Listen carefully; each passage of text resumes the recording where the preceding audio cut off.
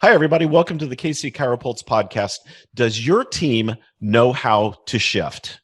I'm Dr. Michael Perush, and this is my co-host today, Marissa Matea. Hi, Marissa. How are we Hello. doing? I am great. How are you today? I'm awesome. We're going to talk about one of your favorite subjects, and that's Yes, team development and how to create an autonomous team. I love it. It is one Yes. of my favorite things. So in our clinic, we always had this kind of unspoken rule that when we got real busy, and we knew when Mhm. we were going to get busy, but at Right. those times, we did basically what I would call an audible.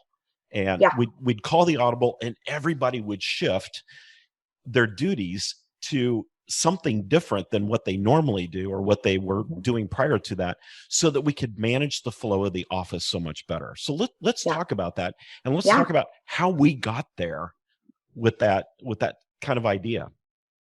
You know, I think we got there based on just huge growth to start with, and when you go through that huge growth, sometimes you have to take a step back and evaluate where you're at, right? So, Which we and did constantly. right, and where you want to be. And what we found was sometimes we needed somebody who could shift and be that everything person, right? We needed somebody who could step in and help move patients for the doctor, get that next person on the table, have them ready in a room.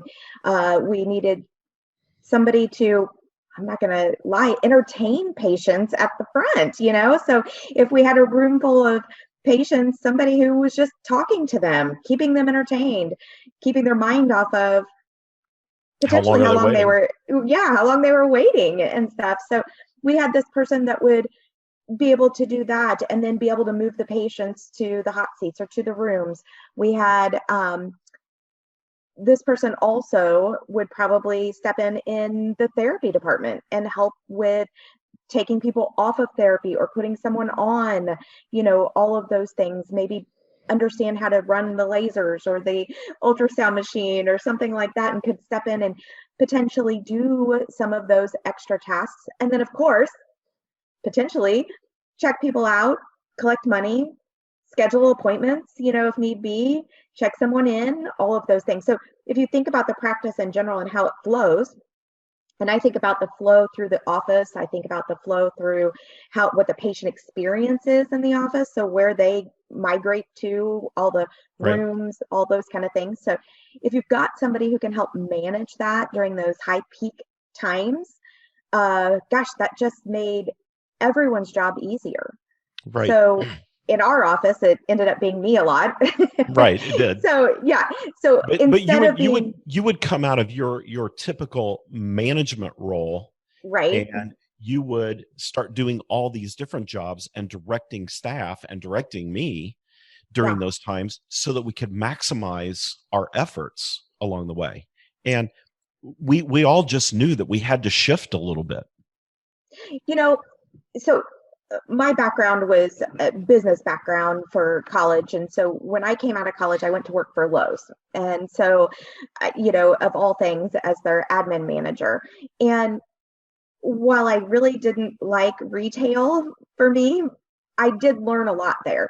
And what I learned was, as a manager, you needed to know as much as possible. So that meant I knew something about lawn and garden. I could go back and make a key if I needed to. I could cut glass if I needed to. All of these different departments had these key things that you had to learn. So I took that knowledge into our practice of, you've got to know it all, right? So if I know it all, I can step in and help anywhere Yeah, that is cross training needed. is huge. Yeah, so that definitely, I think, is one of the biggest key factors for an autonomous team being able to work and shift and move when we need to, is knowing more than just your role. Now, here's a key factor to that. It's not just getting some rote training on different areas of the practice. It requires a high level of communication. It Yeah, requires a high level of practice, and actually going through the steps of what everybody does, and getting a feel for the entire practice. And so when we would shift, we didn't have to communicate a plan to each other. It was already in place Right. because we had already rehearsed it. We It's had role much played it. we role played it. Yeah. Yeah. So because of that, we created this invaluable team experience for all of us that really not only helped us manage the practice better, but our patients loved it too. They actually, I think a lot of them liked it when we were maybe behind just a little bit or super busy. They thought it was fun to just watch us. And do you know how many patient relationships that I built during those times? Because, here I am standing there talking to someone, getting ready to move them to the table, but I was asking them questions about them. I was finding out information. I was, really communicating well with them. And then lo and behold, what would happen? I'd go put them on the table and they'd say, "Hey, do you guys help with?" And they'd start talking about some other pain that they were having or problem that they were experiencing. And then all of a sudden I'd come out and I'd be like, "Hey, doc, before you go in, they need to know more information about this condition." Wow, all of a sudden this potentially turned into what? A new treatment A plan. new treatment plan. Yeah. Hmm. And it happened a lot. Or if I was really trying to move quickly and I got stuck with a patient, what would you do? Oh, number one, I'd hurry you up. No, we'd be there ready to take over when you came out with that patient, so that we could make sure that we could disengage you just a little bit to move you on to that next patient if need be, and be able to move them to their next stage in their experience for the day. So whether that was taking them to therapy, whether that was an x-ray, whether that was just walking them back to the front counter to help them check out. And you were so stealth about it. You would come up if I was stuck with a patient, maybe they're just standing there talking to me and I can't break free. You would come up and just say something like, "Oh my gosh, I love your shoes," Yeah. which would change their focus just briefly, where I could say, "Hey, I've got to run. It's good to see you. I'll see you next time." And Yeah. you would take over.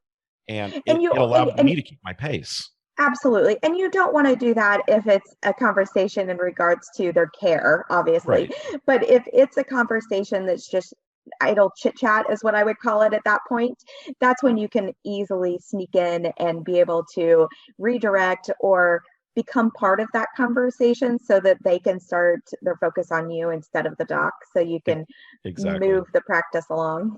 Exactly. So, docs, creating an autonomous team requires one major thing: communication. We just said that. So, make sure that you're adding this into your staff meetings, your team building experiences, and those kind of things. Talk about how you can shift as a team and call that audible automatically when the practice gets busy, and everybody shifts around in any way they need to make sure that patients are taken care of, that you're helping with the flow of the office and so forth. Because remember, when you're busier than your procedures allow, what happens? Your capacity changes, and you don't want to hit that capacity ceiling too hard or you'll bounce back down. So, those shifts really help you manage those incredibly busy times. And here's a way to practice it: schedule a stack a day or a patient appreciation day and just see what it's like when you get super crazy, insanely busy, and how everybody needs to shift around. Absolutely. That's a winning formula and a winning team when you give the expectation to everybody that, hey, we work autonomously. In other words, we can shift and do things differently when we need to. We don't have to have a game plan at that time to do it. It's already set in place. All right, Marissa, anything else to add? No, no, I think that was good. All right. Well, I hope you enjoyed hearing about how you can make your team shift and create an autonomous team. So, if you haven't yet done it, go to catsconsultants.com and check us out there. We've got some great new programs and things. More importantly, if you haven't downloaded our PDF on how to boost your annual practice income by $130,000 or more in 5 simple steps, you're going to want to get that. So just go and download it. And if you want to schedule a breakthrough call and talk about how we might be able to help you and your practice and how to create autonomous teams, give us a shout, get that scheduled. All right, everybody. On behalf of CATS Consultants, we appreciate you tuning in and listening to the KC CHIROpulse podcast, and we'll see you next time. Bye bye.